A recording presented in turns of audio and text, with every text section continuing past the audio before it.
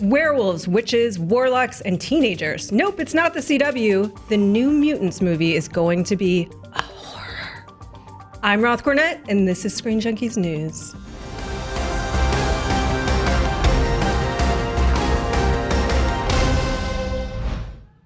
We've seen the X-Men fight ancient Egyptian despots and go back in time to fight robots, but we've never seen them in a horror movie before, until now.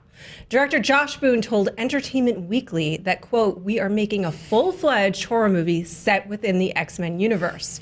There are no costumes, there are no supervillains, and we're trying to do something very, very different. No costumes, no supervillains, and a scary X-Men movie?" Here to tell us if we like that or not is our own Matt Key. Hi. Hi. I'm Matt Key. Hi, everybody. That was so endearing. Oh, I feel like I immediately love you. Do you guys agree? Probably not. The But I internet already hates did Matt love Key. you. So let's talk about this a little bit. First of all, we've seen in recent times, particularly Marvel's talked about this. I know that this is X-Men, which is Fox, by the way. But previously, Marvel's talked about aiming their films towards specific genres, right? They wanted to do a 70s spy movie with Winter Soldier, for example. But we really haven't seen, unless it was a character that was already inherently sort of a horrific character, a full-fledged horror movie yet, really. Yeah, I know that there was talk that Doctor Strange was going to be More of a horror because, movie. like, he's a character that fights giant demons. Like, Yeah. it makes total sense. But that's not what we got. We got an origin story. Maybe the sequel will be more of a horror story. But this is by my knowledge, this is the first account we have of this is going to be a full-on horror movie. Yeah, it's interesting because, right, like you said, they were talking about it, and it sort of makes sense with Doctor Strange with Scott Derrickson having such a great background in horror, that it was going to be that. It felt more like a mystical adventure, some horrific elements in there. And then there was talk about the idea of implementing body horror with the Fantastic Four. The Cronenbergian. Yeah. Well, very well, Matt. But what do you think about this for these characters? It's funny, when I first read it, I was like, well, that's interesting. But then when I thought about it, like, your intro says it perfectly. It's like, Thank you, you wrote it. well, but it does say, it was like, there's a werewolf, there's a warlock, there's a character named Warlock, there's a character named Magic who's a witch. This is perfect sense for this to be a horror film. Plus, one of the big first stories that the New Mutants have, especially with there's an artist named Bill. I have to write it down. Write the things. I always have to write the things Bill down. Sienkiewicz. I can never say it correctly, and I probably mispronounced it even now. He took over writing it or drawing for it, and when that happened, they did a story called Demon Bear, where is a giant demonic bear. There we go. And that artwork is very like surreal and everything. So, but it makes sense that they would do a horror film because like that's one of their first big stories with all the characters. Danny Moonstar. So Demon Bear is a character that fights Danny Moonstar. Danny Moonstar is a character who can take people's fears and thoughts and make them actually like project them and make them like actually physical. So like if you're afraid of spiders, she can be like, Roth's afraid of spiders, giant spider. And then there's a giant spider for you to fight, you know? What's lucky for me is I actually really love spiders.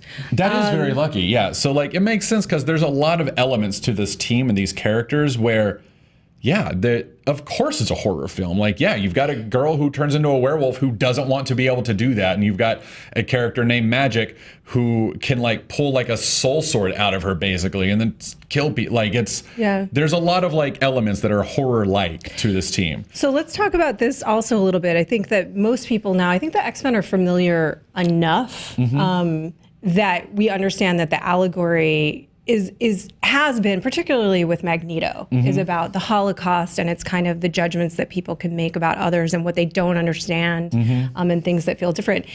That's very much like being a teenager, right? And they were playing with that with the New Mutants very specifically. Yeah, like Chris Claremont, like like Stan Lee, like has said, like he like with Magneto and Professor X, he wanted it to be like Martin Luther King versus Malcolm X, and then that started to evolve through time.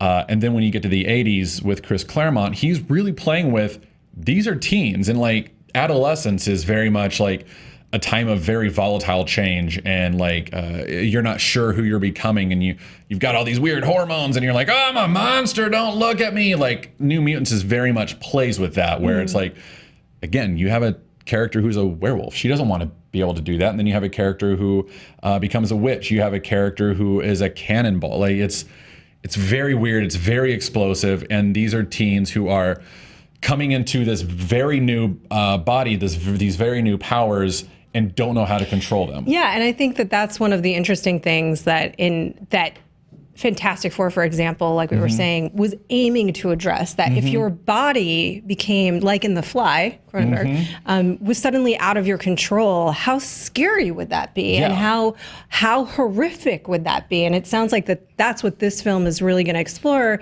again, set against the idea that when you're a teenager, your body is changing and it feels out of control. Yeah, it's very much a metaphor for that entire period of life, and they're just like taking the way that you feel in adolescence and turning it way up and exaggerating what you're going through. So, and I mean, clearly Fox is looking to tap into a younger audience and keep them moving along with these characters. We do have some plot details. Now, EW says a source close to the film. Yeah. We have a quote, if we want to pull that up, said that held in a secret facility against their will, 5 new mutants have to battle with the dangers of their own powers, as you were talking about, Matt, as well as the sins of their past. They aren't out to save the world, they're just trying to save themselves. Now, I feel like that's also very different for most of the comic book superhero movies that we're seeing today, right? So do you think that ultimately at some point we will see them becoming heroic? In this film, it might be more about them saving themselves, but does a turn come? Because even with Deadpool, right? Like, he does good despite himself. He does good despite himself. He does not care. I mean, you've got that great joke at the end where, like, Colossus is appealing to his humanity and not to kill, you know, oh my God, I'm forgetting his name, not to kill the bad guy. And he shoots him. Ajax. Ajax. Thank you. You're welcome. Well, actually, it's Ajax. But yeah, like that's a great, and he's like, no, but I'm still Deadpool. I shot him. Like, he's a jerk. I shot him.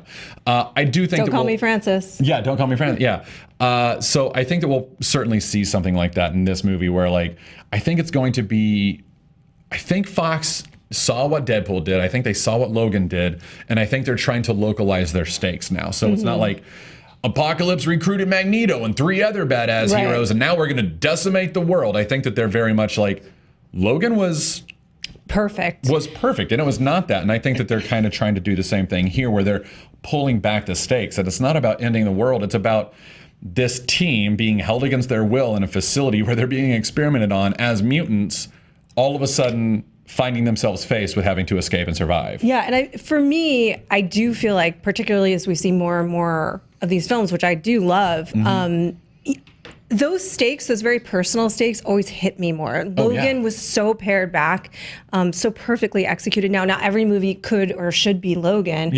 But I would agree that one of the things that was, and I've said this before, pardon me, that I loved about Deadpool was that the stakes essentially were, I want my hot girlfriend for him, and don't call me Francis. For Ajax. For Ajax. And I think that's so great, because it does, when you bring it in that much, you get to get more intimate with the characters. Yeah. I agree, and I think that that's what they're going to do. And again, like, this is very clearly playing with the metaphor that we talked about earlier of, like, these kids are going through changes, but instead of going through puberty, they're discovering that I can turn into a werewolf. They're discovering I'm actually like a witch adept and can create teleportation. Like there's a Brazilian character we're going to talk about in a second named Sunspot, who his power is that he can become like entirely like black, like he's just like absence of light black, and he absorbs all the sunlight around him, so he's kind of constantly shrouded in darkness in a way. Like it's all very weird for them to be going through on top of the puberty. So well, actually, no. That brings us to some casting rumors. And I also think that the absence of color is white. I don't know. I think I heard that somewhere. Internet, you tell me. We were actually physics. We were sadly doing the actually jokes before we started shooting, and now it's come in. This is not us. This is not us. All right. Though I did actually Eric that one time on the Guardians, and I remember that. You Guardians, immediately regretted it. I was like, oh my God, I will actually. Do you please hit me? I feel like it's a really hard thing to avoid, because we all say dumb stuff. I know I do sometimes, because we're human. Never, Rob. How dare you? but it's hard to sometimes because I want people to correct me when I do that, when I misspeak. I'm the same. Because you want to just catch it here in the hey, do you like the behind the scenes of our video in the middle of the video? Yeah. Let's talk about what Entertainment Weekly says that 13 Reasons Why actor Henry Zaga is in the running to play Sunspot. Now, I watched all of 13 Reasons Why, and he had a relatively small part, so I don't have a huge take on him as an actor at this point. I haven't even seen it. What I have seen is a picture of him, and he looks like a very handsome South American youth, which is exactly what Sunspot is. So when I saw the picture, I was like, yeah, it's Roberto da Costa. Yeah, absolutely. I can get on board with that. Yeah. Rosario Dawson, according to The Hollywood Reporter, is in talks to play Dr. Cecilia Reyes, which now that's interesting for her, right? Yeah, from night nurse to it's really cool.